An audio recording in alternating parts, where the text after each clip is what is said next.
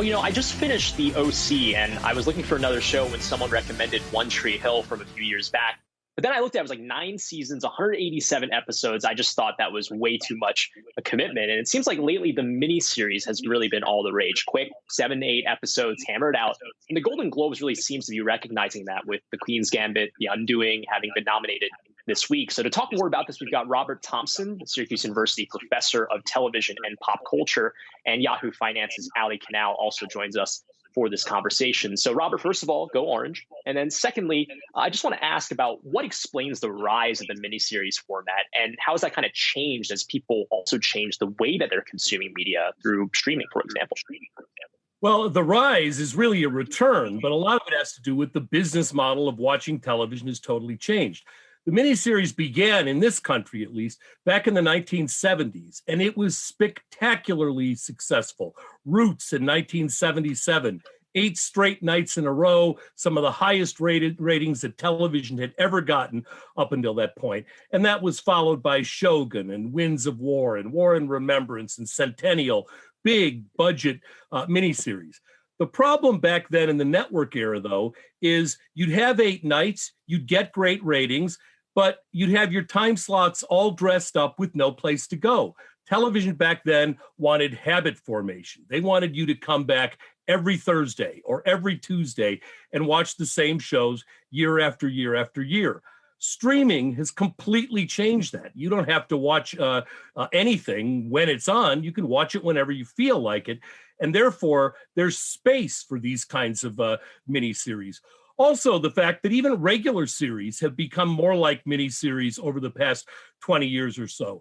When I was a very young kid in the 1960s, some TV series still had 39 episodes per year.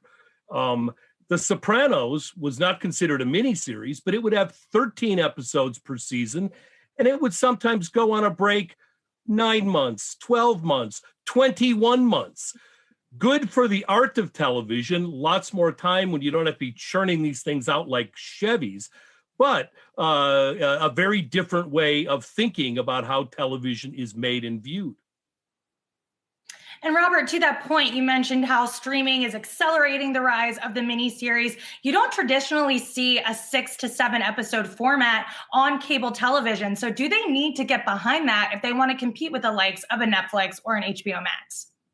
Well, maybe. I mean, there is a sense also, though, that when they get a big hit of a miniseries, let's say a show based on a novel, Big Little Lies, if it's really a big hit, all of a sudden then they're renewing it for a second season, which goes beyond what the novel was.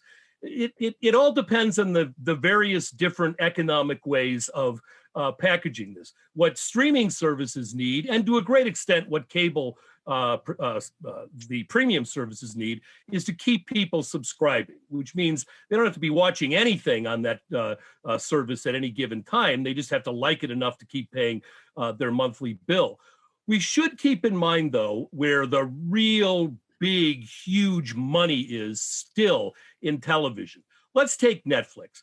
For all of the fancy, high pedigree, artsy stuff that gets nominated for all the awards, that wins all the awards, a show like Queen's Gambit, it goes for 7 episodes. A lot of people talk about it, brings a lot of people to Netflix. But imagine the value of Queen's Gambit as opposed to something like The Office or Friends or Big Bang Theory. Hundreds of episodes. The Big Bang Theory has probably made $1 million since we started this conversation. And for all of Netflix's fancy stuff, their biggest shows, the shows that got the most people to watch, were The Office and Friends, back when they had those two old-fashioned network shows. So again, these miniseries are great for art and they fit beautifully into the subscription model. At the same time, when you're looking for value that keeps on giving, some of these ye olden days 3-camera sitcoms are the biggest producers. Now, Robert, I guess I want to ask, though, but when we talk about The Office and Friends, those are long running shows. I mean, has the miniseries kind of maybe incentivized people or producers thinking about making long series to abbreviate that format? Well, they have. I mean, the advantage of a miniseries is it can tell a story with a beginning, a middle, and the end. there were a lot of reasons why old television was so, and let's just call it bad, the era of the flying nuns and the talking horses and all of that. Part of it was that they had to appeal to everybody, but part of it is they could never end the story. The incentive was to go on and on and on.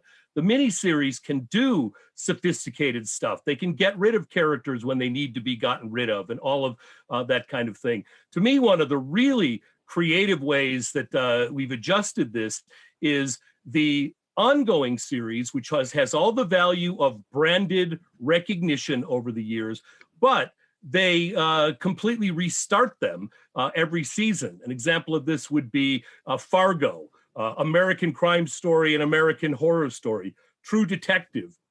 They take the old 50s notion of the anthology episode and they apply it to entire seasons. I think that's a way of trying to get a little bit of the brand equity at the same time having the excitement of a show that can start and finish when it should start and finish, like the Queen's Gambit.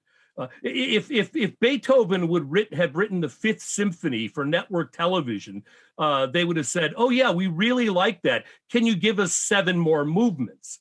Now the miniseries doesn't have to do that. Right. And for me personally, I just like it more. It's more digestible for me when I can watch it in that format. But again, Robert Thompson, Syracuse University, professor of television, as well as Ali Canal from Yahoo Finance. Thanks for joining us today.